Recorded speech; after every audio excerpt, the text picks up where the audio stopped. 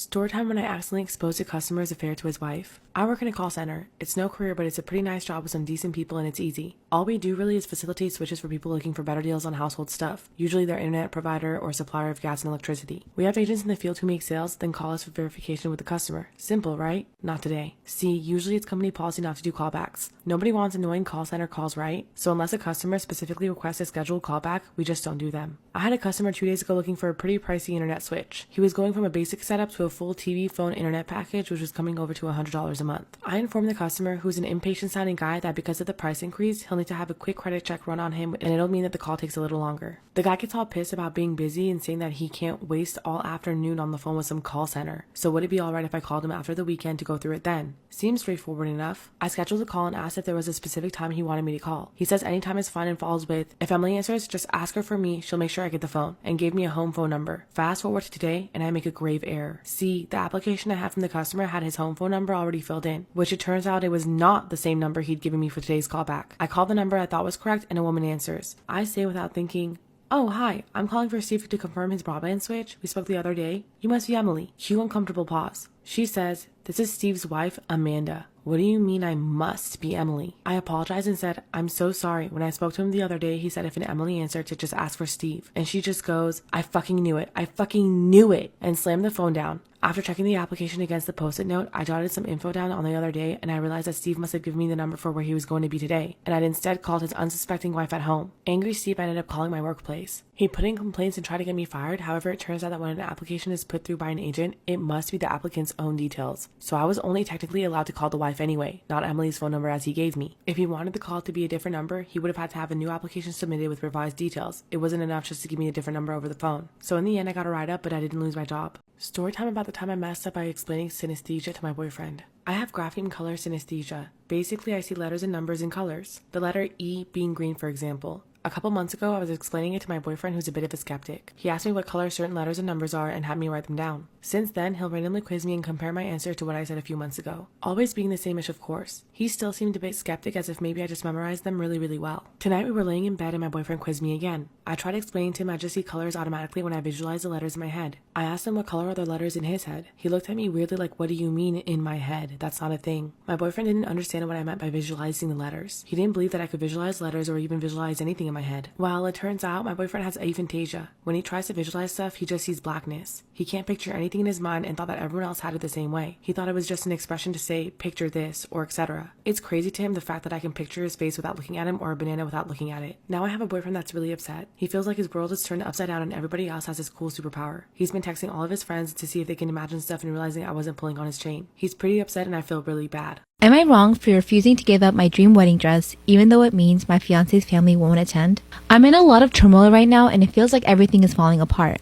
I have never had a great relationship with my future mother-in-law. It isn't terrible, but I can sense that she doesn't like me. My fiance is very close to his family, so there has been some tension. I didn't invite my mother-in-law wedding dress shopping because our relationship was awkward, but I thought I'd show her a picture to make her feel included. My dress is a beautiful, flowery, beachy dress, but not technically a wedding dress and could be ordered in color. I bought it from a small local boutique that we both love. My mother-in-law said that I can't wear that dress because she bought the same one for her 50th birthday, which is 2 weeks after my wedding. My mother-in-law does have the dress though in a mint green color. There is enough detailing that it's still clearly the same dress. And she has the receipt to prove that she got it first. Lavish birthday parties are a thing in our circle, so I know she has invested serious time and money. I said that I'm still going to wear the dress, despite the fact I could easily return it with no loss, because I didn't do this out of malice and I love it. She said if she wears it 2 weeks after I do, everyone is going to think she is pathetic in copying her son's wife. I said sorry, but not really my problem. Everyone has gone crazy since I said that. His entire side of the family has backed out of the wedding, so like 15 people, and it will be noticeable.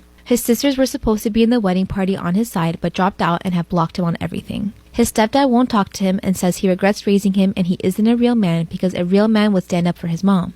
My fiancé is hurting and found out his family had a big beach day and invited everyone but him. He called mother-in-law and they talked but didn't come to a resolution. She said if I refuse to do the right thing, the only answer is no one going to her party can go to the wedding. He is now mad at me, saying that my mother-in-law had the dress first.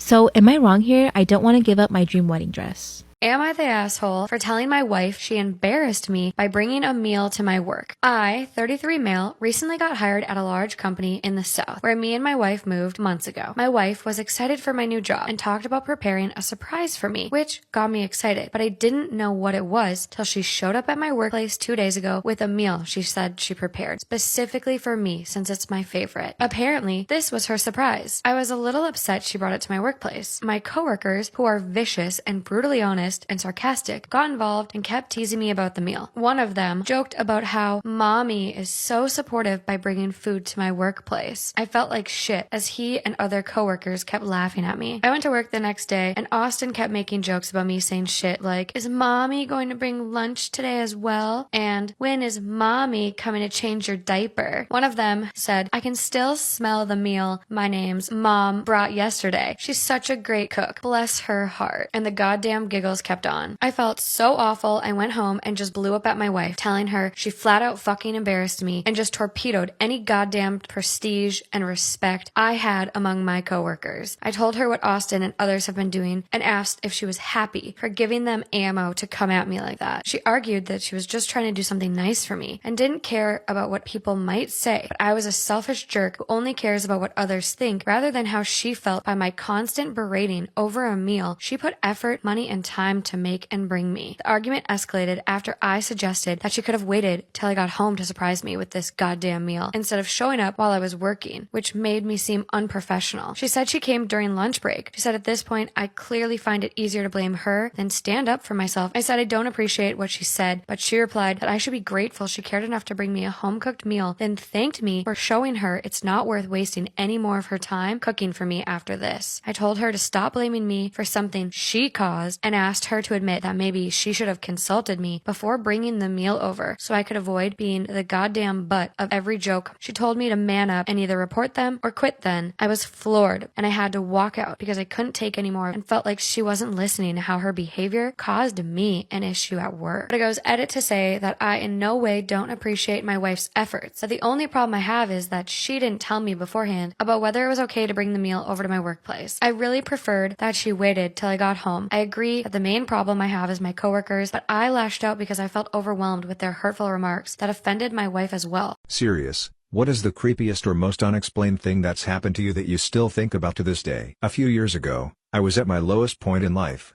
Several people close to me had passed away unexpectedly, was being bullied every day at my job, my life was falling apart. I was past being depressed, I just couldn't imagine waking up another day. So I'd planned my suicide, bought a one-way plane ticket, got sleeping pills, and wrote a series of suicide notes. On the day I was to fly out to fulfill my plan, there was a terrible accident on the freeway to the airport. It was shut down both ways, so I drove into a nearby pub to have a beer and wait out the traffic. The second I sat on the patio with my drink, a gentleman asked if he could sit with me. Whatever, I thought, sure, who cares? He told me that whatever I was doing next was a terrible idea and I would regret it. I thought, who is this random fucker? But I listened. He said that he sensed I was in pain, but that I had an incredible life ahead of me, and that this was not the way my story was supposed to end. Again, I'd never met this guy in my life, and hadn't mentioned a word to him about my plan. He asked me to hand him my keys and my wallet, and he'd give them back to me after I talked and he listened. I poured my heart out to this random guy. Told him all my traumas and pains in life and why I was heading to the airport on a one-way ticket to kill myself in a cemetery across the country where my family was buried. He just listened.